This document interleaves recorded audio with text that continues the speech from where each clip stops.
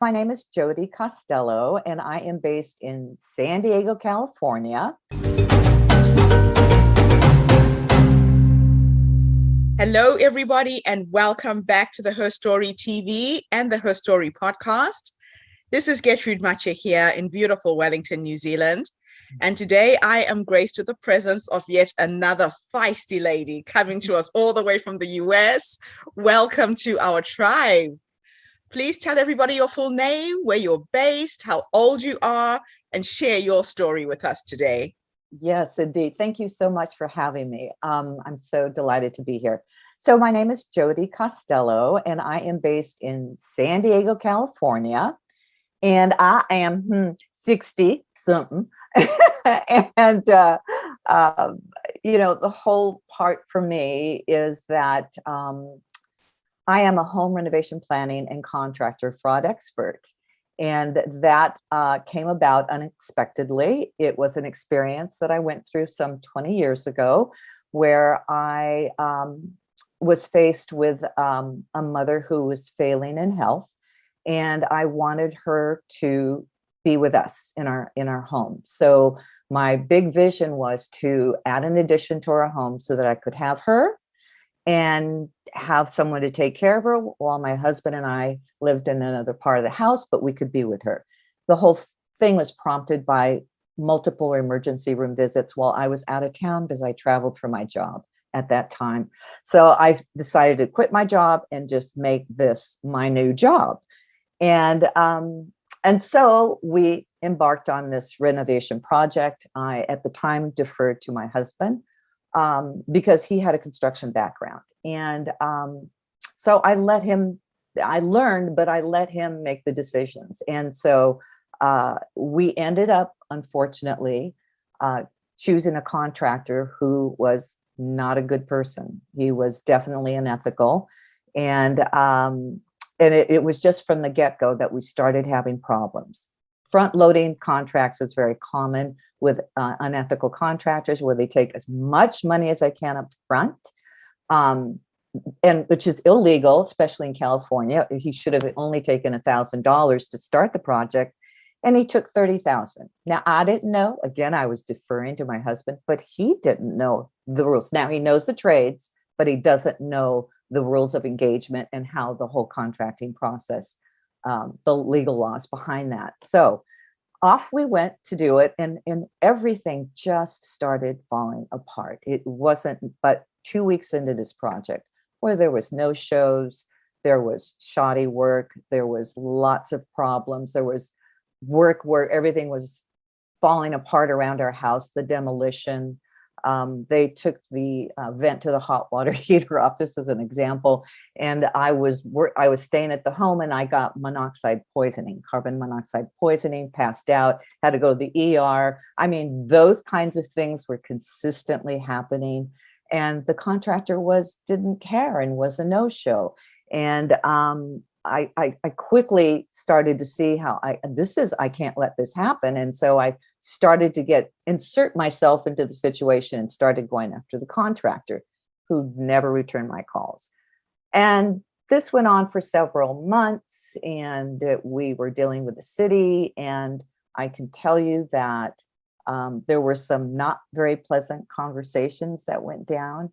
And I shortly started contacting the contractor's state licensing board in our state, who were no help to me at all. And actually, as I started to file complaints, I was being treated poorly by their staff and was told that I didn't have a case when I knew I had a case. Exactly. And I already started talking with construction law attorneys, and they were just amazed at what was going on. And so I had it one day. I mean, I remember our house was leaking. We had mold everywhere. And lo and behold, I'm not allergic to anything, but I'm allergic to mold. And I got very sick. And it was like, it went on for 6 months. And we had a projected completion date of 6 months. Of course, you always know you got to tag on to that with contractors. But we were like in the midst of a house falling apart. So it was at that point in time that I said, this is it. This is stopping this. It stops right here. And I'm going to go after this. And I actually did call Sacramento, which is our state capital. And I wanted to find out who is the head of this whole nonsense. And, lo and behold, I got to him. And boy, did he have an earful from me. And it was interesting because the contractors board was starting to fall apart because there was a lot of problems. The media got involved. Now, this is really key for me because the LA Times and the Sacramento Bee started calling out the contractors board because they were failing consumers, myself as one of them. And I had launched my website, contractorsfromhell.com, for my attorneys because I wanted to create a blog and have everything documented for them. That was the initial whole thing. And then the media got a hold of it. And back then it was easy to rank number one on Google. And so they found me, and then they started asking me and what's going on. And it just snowballed from there. No idea it was going to take hold like that. And, before you know it, I'm being interviewed by different media, and including San Diego. And I got connected with 37 homeowners who had gotten taken advantage by another contractor who ran off with $300,000, collectively of homeowners and never did the work. So all of that fell into place in such a way that I inserted myself in there and started to ask for answers. And I wanted accountability. And I wanted them to be responsible for their actions on the part of their staff. So it went from there. And it was kind of interesting because it was a very expensive litigation because we did end up in litigation. And it was through that litigation, I unfortunately, my mother I had her in assisted living. I was trying to bring her home, but we could not bring her home when the house was in such disrepair because we were living on the very first floor and everything above us was like falling apart. So it was towards the end of that where things were getting worse and the litigation was not moving forward as quickly and complaints were being filed and the contractor was, just denouncing everything that had happened. He was not responsible and all of this stuff that you'll hear. The litigation and the conferences, the settlement conferences, the pre-settlement, of course I was the crazy one. And, but it was right before trial, unfortunately, because it was extended for so long that my mother passed before we even got her home. And it was interesting because my husband and I spent all night long painting one little room to bring her because she was already on oxygen. They said she had a few days to live. And so we brought her home. And she passed. What a story. What a story, Jody. Yeah. If you could go back to the younger you, that young woman who was trying just to get her house in order and get things done, and give her some advice based on everything you went through, what nuggets of wisdom can you share to somebody who's going into a renovation project? Yes. The most important thing, what I could tell myself is that I needed to really have greater confidence in taking on a project like this and not to defer it. There's no rocket science to this. You just need to find out what your state laws are and what you need to do to protect yourself. Most homeowners, myself included, 20 plus years ago, did not do that. And to be honest with you, contractors don't even know what those laws are. They'll take that test, and because I've been told this, and most of the time they end up taking it 2 or 3 times, but they really, for the most part, they really don't understand the laws. They just know to do the work. But for homeowners, it is truly their responsibility to make sure that they're protected and not vulnerable to unethical business practices. Yeah. Because there is good contractors and bad contractors, really great contractors and really bad contractors. You have to suss that out. And it's, people rely on consumer protection agencies to get them out of trouble, which includes the contractor state licensing board, but they're not going to be able to make you whole financially. Number one. Number two, very often their investigations leave the homeowner feeling very unresolved with their issues, and angry at the fact that the board did not protect them and educate them. So for me, education is key. Go into these things with your eyes wide open and understand what those laws are. And again, I always say it's not rocket science. There's lots of things that people can do online. You can go to your state law contractor licensing board and they'll show you, here's what you need to avoid. For myself, because now that I teach that, because I do have a home remodeling boot camp for women, I teach everything. I have a roadmap for everything that everybody needs to do from start to finish, right? Right. They need to understand what their role is, what the contractor's role is, what to expect along the way, and how to off-put any kind of serious potential problems. What is it they can do? And the truth of the matter is that every renovation project is going to have challenges, or some kinds of problems are going to come up. And but you know what? It's about learning how to navigate those kinds of issues. And it's really about putting control in the hands of the consumer, of the homeowner, being respectful of the relationship. And the other thing I would say to that is the vetting process for contractors is really key. It is the foundation for having a successful completion of your project. Because if you have a good contractor and you've done the vetting, and when I say vetting, it goes beyond checking a license and checking with referrals. We did that. People do that all day long and they still get in trouble. Yes. The key is to understand that just because somebody has a license and there's no disciplinary action on that license at the time that you're looking at it, doesn't mean there isn't an investigation going on. These license boards take 18 months to 2 years before it's disclosed to the public. So in our case, we found out 8 months into this whole mess by an attorney, like, oh, well, he's got some disciplinary action. Well, that had been going on already for over a year and it hadn't been disclosed to us. So that's why I say, do your background checks online and be very thorough. When I listen to your story and the actual outcome of what came of this, it's absolutely incredible. They say we go through the challenges life throws at us so we can become teachers. You certainly harness all of that pain and turned it into something really good. Yeah. Yes, thank you. And I think that's what's been my passion behind it. And, even this week, I've had several people reach out to me and who were in the throes of problems, and I feel for them.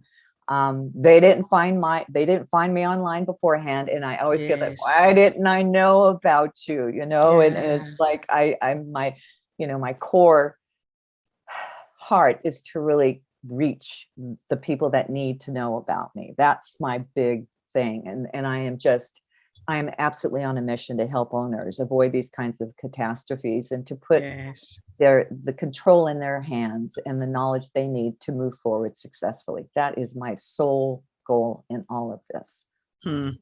So now you run a boot camp. Yeah. How long is it? Are you doing it online? How do people get access to you? Sure. Well, certainly they can reach me. Well, there's a couple of different ways. If you go to contractorsfromhell.com, you'll immediately see my initial website, which, by the way, was, again, something I created to help my attorneys understand what was going on. And then the boot camp, you can link to it from there, but the boot camp's official name is Home Remodeling Boot Camp for Women.com. And I target women because here's the thing, early on when I was going through the first 10 years of working with consumers before the boot camp, it's always the women that would reach out to me. These are like the Yes. mama bears and the she bears that just got blindsided, and their Yeah. families and their homes are falling apart. So I really did. I thought, women, we need to get in there and take hold, and Yeah. because we are so, I mean, we're detail oriented project managers, perfect, and we run our households and we run our families, and this is Yes. just another part of it. So Yeah. that's why I want to empower women with the confidence to understand what this male-dominated industry is about and how they can Yes. really harness their power and take control. That's really what I'm trying to do with my boot camp. I love that. Now, based on what life has taught you with this whole experience, you branching out and becoming an entrepreneur, if you were to have a conversation with the future you, and you're sitting in your rocking chair at the age of 150, at the rate you're going, you'll be going for a long time. What would you say to this feisty woman that you became because of this experience? A lot of women don't go into business, they're fearful. Yeah. And here you are, you're like this little bulldog. You're like, I'm not letting this go. That's so funny. It's so funny you say that. Somebody said that to me. A woman had said, "You're my favorite bulldog. I love you." So I'm right. It's like, now it's what would you say to that woman based on how you have lived your life? It's what I would say to her is, you should have always had the confidence, because it was always in you to do this. And it's good. Unfortunately, you should have done that back in your 20s. It was when I was 40-ish when this whole thing happened. But man, did I go through that whole experience.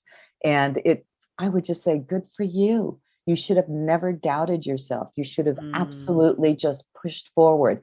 Because when I was going through it, I was kind of a mad woman, to be honest with you. I did stalk the contractor state licensing board at their meetings. I did voice my opinion. I'm sure they were like, holy moly, who is this woman? Who is this woman? But I did. And you kept going. Yep, I did. But look what happened. They asked me to work with the enforcement chief for 17 years. I'm part of I'm a stakeholder in the contractor state licensing board, which simply means when they do strategic meetings, I'm invited to give my opinions about what they have before the board. And I've been doing that for 17 years. So absolutely incredible. Who knew, right? It's just, it's been a wild ride, I would have to say. But it sounds to me like you were up to the ride. Yeah. It's just in your nature. Exactly. And again, that wasn't who I thought I was 20 some odd years ago. I was just this gal. I was in medical sales. I traveled to Southern California. That was my territory. That's what I did. But it was just a 180, and I was like, I unleashed myself. But here's the thing. There was a saying going around like, hell has no fury like a woman scorned by her contractor.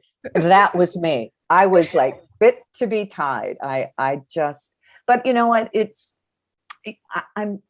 so funny because these things happen to us, right? These things that at the time are just these trials, these tribulations, these things that, on the surface, they're terrible. And it was terrible. But when you look back, look at everything that came out of that. Yeah, exactly. And I think that's one thing I would say, is that when we are faced with these kinds of conflicts and trials, is to really absolutely look at it from, and I'm doing this more often in my life now, is like, okay, this is a problem. What do I need to learn from this? What am I going to be doing in this? And not just get frozen like, I've got to fix it. Nope, wait, let's see, what's this about? What do I need to learn here? What do I need to do here? So that's kind of what I have really been developing over the last several years. So, and it's been so helpful. Yeah. Jody, I could talk to you forever. Unfortunately, our time is up. It has been an absolute pleasure meeting you. Thank you for what you're doing for women, waking up their eyes, making them aware so they don't fall into those pitfalls when they're working on their homes. Absolutely incredible story. And thank you to everybody who tuned in this morning. I told you the Herstory movement is attracting some of the most phenomenal women on the planet. Tune in again tomorrow. I will have yet another amazing guest, but have a fantastic day wherever you are in the world. Bye for now. Thank you, Jody. Yes, thank you. My pleasure.